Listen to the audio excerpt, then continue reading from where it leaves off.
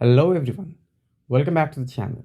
सो last class में हमने देखा था कि रेशियो क्या होता है, फाइनेंशियल स्टेटमेंट में रेशियो एनालिसिस का क्या इंपॉर्टेंस है, और एक प्रैक्टिकल बैंकिंग सिनेरियो में हमने देखा था कि दो कंपनी जो कि बैंक के पास आ रही है, शॉर्ट टर्म के लिए लोन लेना है उन्हें, तो कैसे बैंक डिसाइड करेगा कि किस कंपनी को लोन देना चाहिए। और इसी के साथ हमने 4 types of important financial ratios को भी देखा था। जस्ट नाम देखा था हमने। तो चलिए स्टार्ट करते हैं आज की क्लास, और सारे रेशियो को इन डिटेल अब आज हम समझेंगे। So today we will be starting with the liquidity ratio. तो चलिए स्टार्ट करते हैं आज की class. Let's begin.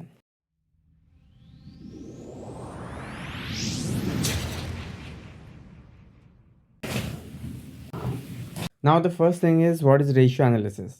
The comparing figure to assess the financial health. ये हमने लास्ट क्लास में भी समझा था। टाइप्स ऑफ रेशियो ये भी हमने देख लिया है। That is the first one is liquidity ratio, second one is solvency ratio, then we have activity ratio and finally profitability ratio. तो आज हम लोग देखने वाले हैं लिक्विडिटी रेशियो को थोड़ा डिटेल में। तो लिक्विडिटी रेशियो का क्या मतलब होता है? तो अगर हम बात करें लिक्विडिटी रेशियो का, तो it helps in understanding the short term financial health of any business. ठीक है, शॉर्ट टर्म फाइनेंशियल हेल्थ। तो अब यहाँ पे शॉर्ट टर्म का क्या मतलब हुआ? ऑब्वियसली शॉर्ट टर्म का जब बात हो रहा है तो मतलब it's a period for less than 1 year. ठीक है, तो अब शॉर्ट टर्म में एबिलिटी टू रिपे, क्या चीज़ रिपे? तो यहाँ पे हम लोग लिखेंगे obligation that are to be paid within period of 1 year. ठीक है, तो यही तो मतलब होता है हमारा शॉर्ट टर्म का, फिर चाहे वो एसेट हो या लाइबिलिटी हो।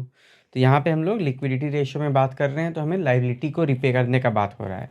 और लाइबिलिटी को कैसे रिपे करेंगे? तो obviously with our current asset itself. तो liquidity ratio measures the company ability to repay its short term liabilities using the most liquid assets. ठीक है, अब शॉर्ट टर्म के लिए हम लोग अपना पूरा फिक्स्ड एसेट्स तो नहीं ना बेचेंगे। So they provide insights into the financial stability and operational efficiency in the short term. तो अगेन शॉर्ट टर्म यहाँ पे क्या है? 1 ईयर। चलिए, तो अब हम लोग देखते हैं types of liquidity ratio. So the first one we have is the current ratio and the second one is quick ratio. तो करंट रेशियो क्या है? Assess the short term debt repayment ability, and quick ratio measures the immediate liquidity without inventory. तो main difference जो आपको यहाँ पे current ratio और quick ratio में है वो ये कि करंट रेशियो तो अपने आप में मतलब डील करता है वो सारे चीज़ से, वो सारे पेमेंट से जो कि विद इन ए ईयर करना है। लेकिन क्विक रेशियो आपका 1 साल का भी वेट नहीं करेगा। हार्डली मीन्स हार्डली क्या, मैक्सिमम अप टू 3 मंथ। और ये कोई स्टैंडर्ड नहीं है कि 3 मंथ ही होगा। Well it depends on business to business, उसका क्या पेमेंट साइकिल्स है, तो उस पर डिपेंड करता है। So whether it's current ratio or quick ratio, both ratio indicates the financial health of the business. ठीक है, so now let's understand in detail कि current ratio होता क्या है, कैसे हम लोग इसको कैलकुलेट करते हैं। So coming to the current ratio, like we can say that the formula of current ratio is current assets by current liabilities. Current assets by current liabilities. ठीक है, तो अब ये क्या है? The current ratio indicates the company's ability to pay its current liability using its current assets. A higher ratio reflect the better short term financial health and liquidity management. तो again यहाँ पे क्वेश्चन राइज होता है that higher higher ratio मतलब कितना ज़्यादा high, कितना high ratio means high का भी तो एक लिमिट होगा ना। तो चलिए इसको हम लोग आगे समझते हैं। So now let's see the different types of current assets. तो करंट एसेट्स में जो सबसे पहले आपका आता है वो है हमारा डेटर। क्यों? क्योंकि debtors are the person to whom we have made the credit sale. So obviously वो लोग हमें रिपे करेंगे और विद इन 1 ईयर करेंगे। तो डेटर हमारे करंट एसेट्स हो गए। Then we have stocks. तो स्टॉक्स को भी जो है सेल करना होता है within that year itself. Bills, तो बिल्स यहाँ पे आपका ये बिल्स रिसीवेबल है, वो बिल्स जो हमें मिलने वाला है। ठीक है, means what we have to get it. Invoice awaiting payment collection, यहाँ पे आप देख सकते हो। देन कैश, तो ये तो हमारा लिक्विड फंड है that is readily available to be used. ठीक है, now let's see the current liabilities over year. तो करंट लाइबिलिटीज़ में क्या है, क्रेडिटर। अब हमने किसी से ख़रीदा है सामान को, तो उन्हें भी तो हमें पे करना पड़ेगा। So amount owed to supplier, मतलब हमें ये सप्लायर को देना है। Then we have bills over here as well. तो ये बिल अब क्या है, ये बिल वो बिल है जो हम पे करेंगे, मतलब bills payable, obligation for service received, ये हमें पे करना होता है। फिर लोन तो है ही, एंड देन बोरोइंग्स। ओके, तो यहाँ पे बोरोइंग्स नहीं होगा एक्चुअली, अपने देख लो, लाइक लोन्स में ही लिखा है शॉर्ट टर्म्स बोरोड फंड, तो यहाँ पे बोरोइंग्स का कोई ज़रूरत नहीं है। तो in place of borrowing you can write here like short term provisions, क्योंकि प्रोविजंस भी हमारा एक तरह का लाइबिलिटी होता है, करंट लाइबिलिटी होता है। ठीक है, चलिए। तो अब अगर बात करते हैं हम लोग रेशियो का, मीन्स करंट रेशियो कितना होना चाहिए। तो अभी जस्ट थोड़ी देर पहले मैंने बोला था कि कितना ज़्यादा हो सकता है। तो यहाँ पे आप देख सकते हो, लगी क्लियरली लिखा है कि करंट रेशियो शुड बी 2:1। मतलब कि अगर हमारा current assets by current liability 2/1 है, तो इट जस्ट मीन कि current asset should be twice to that of current liability. तो वही चीज़, वही हमारा आइडियल रेशियो भी होता है। So the ideal current ratio is 2:1, indicates that for every ₹2 in current asset, there is ₹1 in current liability, suggesting a healthy financial position in the business. ठीक है, तो अब इसी में होता है कि ये रेशियो अगर ज़्यादा हो जाए, तो अगर बहुत ज़्यादा हो जाए तो क्या होगा, तो चलिए देख लेते हैं। Like higher current ratios values, तो यहाँ पे क्या है, हाई रेशियो क्या होता है, a high current ratio indicates that business में have excess fund or is not utilizing its asset efficiently, potentially leading to missed investment opportunities or lower return। तो भाई कहना क्या चाहते हो, तो कहना ये चाहते हैं सर यहाँ पे कि मान लो मेरे पास अवेलेबल फंड है 50,000, ठीक है, और हमको पता है कि इस महीना मेरा एक्सपेंसेस है सिर्फ ₹30,000, तो बाकी 20,000 मीन्स ज़रूरी नहीं है कि यहाँ पे सिर्फ इन्वेस्टमेंट मीन्स कैश ही हो या इतना सिंपल सिचुएशन हो। Like there are many things in the current asset itself जो अभी जस्ट हमने देखा है, लेकिन मैं यहाँ पे बहुत सिंपल एग्जांपल ले रहा हूँ सो दैट सभी को रिलेट कर पाए। तो अभी फॉर अस मान लो कि यहाँ पे तुम्हारा करंट रेश मीन्स करंट एसेट्स में हम लोग सिर्फ कैश को मान के चलते हैं, ठीक है, सिर्फ और सिर्फ कैश, एग्जाम्पल इज कैश। तो अब यहाँ पे available fund means available cash है हमारे पास 50,000, हमारा एक्सपेंसेस महीने भर में होने वाला है 30,000, तो बाकी हमारे पास कितना बचेगा, so will be left with ₹20,000। तो अगर ये 20,000 हमारे कैश के मीन्स हमारे ड्रॉवर में ये कैश पड़ा रहता है, तो क्या हमें कुछ मिलने जा रहा है इससे, ऑब्वियसली कुछ भी नहीं मिलेगा। But again if this 20,000 is deposited into bank, या बैंक में भी चलो अगर हम लोग शॉर्ट टर्म का एफडी कर देते हैं, या मान लो किसी तरह का मार्केटेबल सिक्योरिटीज़ मतलब किसी सिक्योरिटीज़ में इन्वेस्ट कर देते हैं, तो एक मिनट, मार्केटेबल सिक्योरिटीज़, तो वैसे में क्या होगा कि हमें इस पर कुछ रिटर्न मिलेगा, रिटर्न ऑन इन्वेस्टमेंट, या जो भी रेट ऑफ इंटरेस्ट होगा या जो भी रिटर्न होगा, will get something for keeping this 20,000। But वही हमें कैश के मीन्स वही कैश जब हम ड्रॉवर में रखते हैं अपने बिजनेस के, तो कुछ नहीं मिलेगा, वो 20 का 20 ही रहेगा। इनफैक्ट समय के साथ टाइम वैल्यू ऑफ मनी घटता है, ठीक है। तो वही चीज़ है कि ज़्यादा हाई भी नहीं होना चाहिए। तो आइडियल एक सेफ साइड रख के क्या बोला जाता है कि बिज़नेस को हरदम 2:1 का करंट रेशियो मेंटेन रखना चाहिए, means current asset by current liabilities should be 2:1। Higher ratio shows कि आपका कैश अनयूटिलाइज पड़ा हुआ है, बेकार का पड़ा हुआ है, ठीक है। चलिए, now we have next that is quick ratio. तो क्विक रेशियो क्या होता है, इमीडिएट पेमेंट कैपेसिटी या कैपेबिलिटी। तो अगेन अब करंट एसेट्स में क्या था कि 1 साल का टाइम लगेगा। फॉर एग्जांपल मान लो हम स्टॉक बेच के अगर कोई भी ऑब्लिगेशन को रिपे करते हैं, तो टाइम तो लगेगा स्टॉक को बेचने में। तो वैसे में क्या है कि हम यहाँ पे क्विक रेशियो का बात कर रहे हैं। So quick ratios are basically those assets, I mean quick assets are basically those assets जो ऑलरेडी इनटू कैश या कैश इक्विवेलेंट के फॉर्म में होते हैं, जिनको कि तुरंत ही हम लोग लिक्विडेट कर सकते हैं। तो क्या होता है देख लेते हैं। A quick ratio demonstrates the company's ability to pay its current liabilities immediately using the most liquid asset, ठीक है, excluding inventory that may take longer to convert to cash। तो let's try to see this। well, उसके पहले यहाँ पे again पहले बात होगा क्विक रेशियो के फॉर्मूला का, तो देख लेते हैं। सो क्विक रेशियो का फॉर्मूला होता है हमारा quick assets bye quick liability कुछ नहीं होता है, इट्स करंट लाइबिलिटीज। ठीक है, तो अब अगेन यहाँ पे क्विक एसेट क्या हुआ और करंट लाइबिलिटी क्या हुआ, चलिए वो देख लेते हैं। तो quick assets are calculated as current assets minus inventory and prepaid expenses, providing a clearer picture of short-term liquidity by focusing on readily available cash resources। तो अब इसका क्या मतलब होगा, फॉर एग्जांपल सपोज करो आपका यहाँ पे स्टॉक है या किसी भी तरह का प्रीपेड एक्सपेंसेस है, मान लो प्रीपेड रेंट है, हम लोग उधार मीन्स एडवांस में ही हम लोग रेंट दे चुके हैं, तो वी प्राउडली से कि हाँ हम लोग रेंट देती हैं तो हमारा हुआ अगले महीने का भी। बट ठीक है भाई, तुम्हारा हुआ तो कौन सा वो तुमको रेंट रिफ़ंड करेगा, अगर ज़रूरत पड़ा तो रिफ़ंड तो नहीं मिलेगा।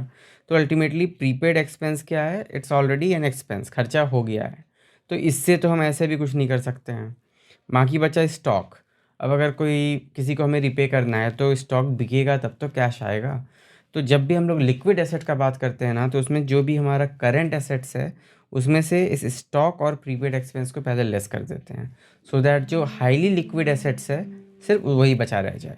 तो चलिए समझते हैं क्विक एसेट्स को हम लोग एक बार। तो क्विक एसेट में सबसे पहला क्या है, सबसे पहला और मोस्ट इम्पॉर्टेंट कैश। ये ऑलरेडी क्या है, quick asset means liquid form में ही रहता है। ठीक है, देन वी हैव बैंक। अब बैंक में भी जो पैसा है that is almost equivalent to cash itself. उसके बाद यहाँ पे इक्विवेलेंट्स मतलब कैश या बैंक इक्विवेलेंट्स, जो भले ही कैश या बैंक में ना हो बट उसी के बराबर हो। तो वैसा क्या होता है, short term investment convertible quickly, जैसे कि हम लोग मान लो आज के टाइम में फ़ोनपे या पेटीएम ये सब पे थोड़ा कुछ डिपॉजिट करके रखते हैं, गोल्ड में सेव करते हैं, सिल्वर में सेव करते हैं। तो क्या है ये सब, हम जब चाहें इंस्टेंटली एक क्लिक पे विड्रॉ कर सकते हैं। तो वही हुआ equivalent, short term marketable securities. Then debtors, इसमें क्या है, money owed by the customer. अब यहाँ पे एक चीज़ है that is we called bill of exchange, या फॉर एग्जांपल मान लो कोई क्रेडिटर मेरे पास आया, हमें उसे पे करना है, तो हमने उसे बोला कि अच्छा सर आप तो जान ही रहे हो, मीन्स वो आपका भी क्रेडिटर है, तो वो मुझे ये पैसा देने वाला है, अब एक काम करो ना, I endorse the bill to you, means I endorsed his bill to you, आप मेरे बदले आप ही जाके उससे ले लो, और अगर वो मान जाता है तो दैट्स फाइन, या नहीं तो मैं हम बिल को डिस्काउंटिंग करा लेंगे। तो कुछ भी हो, या नहीं तो फिर जाके डेटर से डायरेक्टली मांगेंगे, वो अगर दे देता है हैंड टू हैंड तो वो और भी अच्छा है।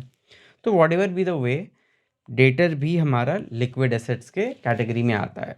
ठीक है, आई मीन क्विक एसेट्स के कैटेगरी में आता है। अभी देखो एक चीज़ और, यहाँ पे मैं बार बार बोल रहा हूँ, मीन्स आई वॉन्टेड टू से क्विक एसेट, बस मेरे मुँह से लिक्विड एसेट निकल जा रहा है। तो इसका क्या रीज़न है, तो ऑब्वियसली रीज़न ये है दैट हमारा जो क्विक रेशियो होता है, यहाँ पे मैं लिख देता हूँ, क्विक रेशियो जो होता है, the other name for it is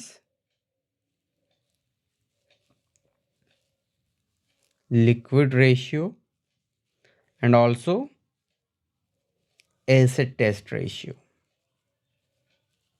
तो बहुत बार स्टूडेंट्स क्या है, कंफ्यूज हो जाते हैं कि मैं बोलता हूँ, मीन्स एग्जाम में आ जाता है liquid ratio, and now they are confuse कि भाई लिक्विडिटी रेशियो का क्या करना है इसमें। तो वहाँ पे आपसे लिक्विड रेशियो पूछ रहा है, लिक्विडिटी रेशियो नहीं पूछ रहा है। So don't get confuse with this two term.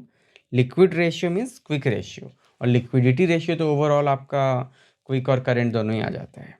ठीक है, चलो, तो ये भी हो गया आपका थर्ड और fourth. Now next we have the ideal quick ratio. तो क्या होता है ये आइडियल क्विक रेशियो, या कितना होना चाहिए, तो इतना तो डेफिनेटली होना चाहिए कि कोई अगर पैसा मांगने आ जाए तो उसको हम कैश एक बार में दे सकें। मीन्स जितना हमारा करंट लाइबिलिटी होता है उतना ही हमारा क्विक एसेट भी होना चाहिए।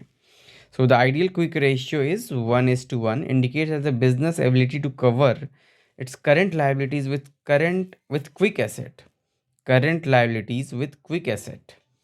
So this means stronger liquidity is essential for the financial stability.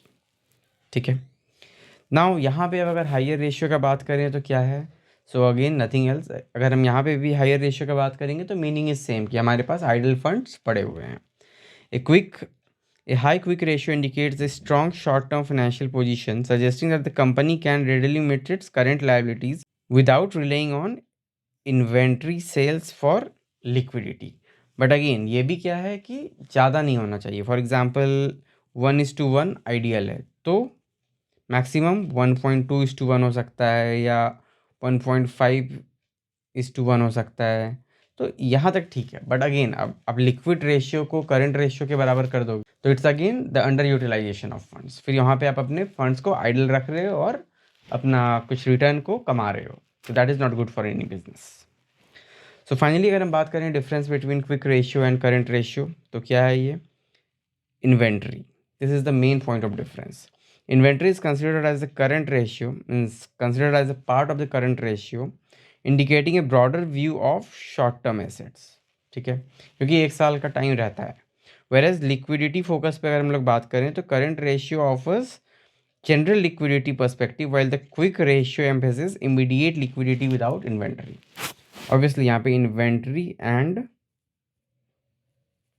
Prepaid expenses का भी नाम आ जाएगा। ठीक है, तो आई बिलीव यहाँ तक आप लोग का क्लियर हो गया होगा। तो इससे ज़्यादा तो अब कुछ भी नहीं था मीन्स लिक्विडिटी रेशियो में। तो चलिए अभी जो हमने दो रेशियो को समझा, that is obviously liquidity ratio के करंट रेशियो और लिक्विड रेशियो को, तो उससे रिलेटेड कुछ क्वेश्चंस देख लेते हैं। तो अभी आप यहाँ पे देख सकते हो एक बैलेंस शीट दिया हुआ है और equities and liabilities assets means ये आपका as per the schedule 3 of companies act 2013 आपको दिया हुआ है। और अब यहाँ पे क्या करना है, आपको निकालना है करंट रेशियो और क्विक रेशियो। ठीक है भाई, निकाल लेते हैं। तो सबसे पहले हमारा करंट रेशियो, यहाँ पे करंट रेशियो के लिए हमें क्या चाहिए? करंट एसेट चाहिए और करंट लायबिलिटी चाहिए। चलिए पहले फॉर्मूला ही लिख लेते हैं। तो करंट रेशियो फॉर्मूला हो गया current assets by current liability. ठीक है, तो अब कितना है ये करंट एसेट्स और करंट लायबिलिटी? तो करंट एसेट्स आपका ये चार है: करंट इन्वेस्टमेंट, इन्वेंट्री, ट्रेड रिसेवेबल्स और कैश एंड कैश इक्विवेलेंट। अगर हम इस चारों का सम करें तो 1 लाख, 2 लाख, इधर हो गया 3, 4, 5,50,000। Means total we have 5,50,000 of current assets. और करंट लाइबिलिटी का अगर बात करें तो ये तीनों आपका करंट लाइबिलिटी है। करंट लाइबिलिटी के हेड में दिया हुआ भी है। तो करंट लाइबिलिटी हो गया आपका 250 + 50, 3,75,000। तो टोटल इज़ 3,75,000। तो ऑब्वियसली जीरो जीरो कट जाएगा, जीरो जीरो कट जाएगा। 550/370, तो ये आ जाएगा आपका अराउंड 1.47 आ जाएगा। 1.47/1। ठीक है, तो अगेन इसे हम रेशियो में जब कन्वर्ट करेंगे तो हम लोग कैसे लिख सकते हैं? चलो मैं 1.47 को भी राउंड ऑफ कर देता हूँ फॉर नाउ। तो इट्स 1.5:1। ठीक है, तो ये हो गया हमारा current ratio. Then we have quick ratio. तो क्विक रेशियो का क्या फॉर्मूला हो जाता है? So it's quick assets by current liability. तो अब यहाँ पे क्या करना है, हमें इन्वेंट्री और प्रीपेड एक्सपेंसेस को घटा देना है। तो क्या ऐसा कुछ है यहाँ पे? ऑब्वियसली लाइक इन्वेंट्रीज जो है अब उसे हमें यूज़ नहीं करना है for this purpose. And current investment, trade receivables और कैश एंड कैश इक्विवेलेंट ये तो यूज़ करेंगे ही। तो अब हमारा टोटल हो जाएगा 1 और इधर 2, 3 और 4, टोटल 4 लाख रुपीज़। तो ठीक है भाई, चलो। तो अब हमारा क्विक एसेट्स हो गया 4 लाख और करंट लाइबिलिटीज़ हो गया जो पहले था 3.75 लाख। तो ये कितना के बराबर आ जाएगा? ये आ जाएगा आपका अराउंड 1.06 के आसपास। तो 1.06:1 ये हो गया हमारा क्विक रेशियो। तो ये भी क्लियर हो गया आपको? आई बिलीव इसमें भी कोई डाउट नहीं होगा आपको। तो चलिए इसके बाद अब एक दो क्वेश्चन और हम लोग ट्राई कर लेते हैं आज जो कंसेप्ट हमने सीखा है उससे। यहाँ बोल रहा है calculate current ratio and quick ratio from the given table. तो यहाँ पे अब क्या है, इन्वेंट्रीज दिया हुआ है, ट्रेड रिसेवेबल दिया है, एडवांस टैक्स दिया है, cash and cash equivalent, trade payables. ठीक है, तो बेसिकली क्या है आपका ये वाला जो पार्ट है, आई मीन टिल हियर, ये आपका करंट एसेट्स है और ये नीचे का 2 जो है ये आपका करंट लाइबिलिटी है। तो अब अगर हम निकालते हैं करंट रेशियो, तो इसका फॉर्मूला हो जाएगा current assets by current liability. तो करंट एसेट्स कितना हो गया हमारा 50 1,34,000 1,34,000 डिवाइडेड बाय 1,04,000। और अब अगर हम बात करते हैं क्विक रेशियो का, तो क्विक रेशियो हो जाएगा हमारा quick assets by current liability. तो यहाँ पे भी करंट लाइबिलिटी तो सेम रह जाएगा, लाइक 1,04,000, और क्विक एसेट कितना हो जाएगा। तो अभी क्या है कि जो भी हमारा करंट एसेट्स था उसमें अब हम इन्वेंट्रीज को हटा दिए, एडवांस टैक्स को हटा दिए, तो अब ट्रेड रिसीवेबल्स और कैश बचा, मीन्स ये दोनों। तो 50 + 30 80, तो हमारा 80,000 हो गया क्विक एसेट्स। तो quick assets bye quick liability will be, sorry, quick assets by current liability will be may be, अभी राउंड फिगर में 0.78 होगा। सो एक मिनट, 0.78:1, ठीक है। और ये वाला आपका हो जाएगा 1.3 के अराउंड, सो 1.3:1 अप्रॉक्स। तो आप देख सकते हो कि यहाँ पे अगर आपसे कोई कमेंट करने बोलता है ना कि comment on the status of current ratio या क्विक रेशियो, तो आप क्या बोलोगे कि the current ratio is like the ideal current ratio is 2:1. However, like in the given information, it can be seen that the current ratio is only 1.3:1, which is lower. So the company should try to improve its current assets.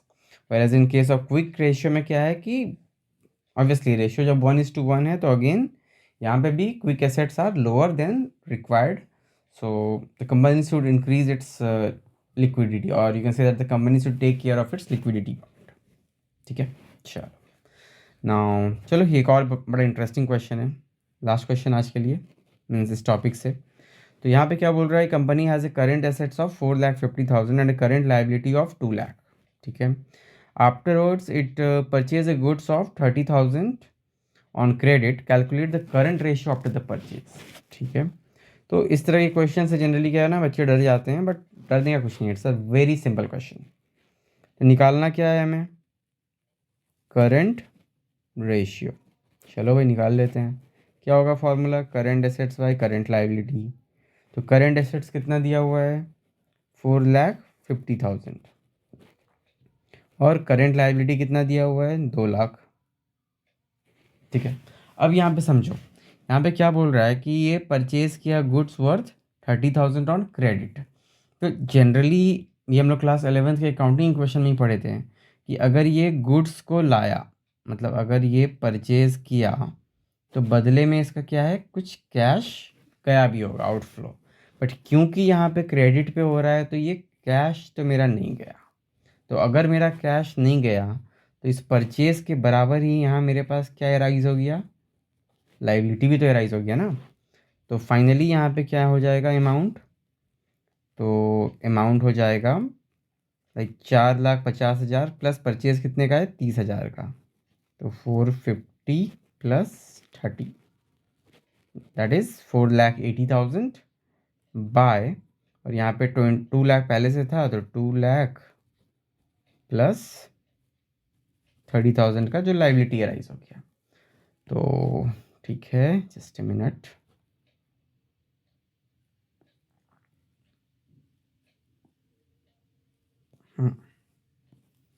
तो finally इसको हम लोग करेंगे तो कितना हो जाएगा 4,80,000 divided by 2,30,000।